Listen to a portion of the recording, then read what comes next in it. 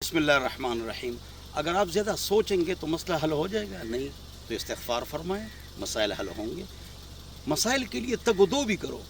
یہ نہیں کہ فلانی جگہ پر ایک مولوی وہ تعویذ کرتا ہے کام ہو جائے گا. اگر ایسی تعویذ اور ایسا دم ہوتا جس سے کام ہو جاتا تو کسی کا کام رکا ہوا نہ ہوتا. دم جو ہے یا وظیفہ یہ دعا کی طرح ہے. 3 طریقوں سے یہ کام کرتا ہے. یا وہ کام ہو جائے گا، یا دنیا میں کوئی مصیبت آپ سے ہٹ جائے گی، اور یا آخرت میں آپ کے لیے وظیفہ اور یہ استخارہ اور یہ دم یہ کیا بن جائے گا؟ ذخیرہ بن جائے گا. بخاری شریف کی روایت ہے.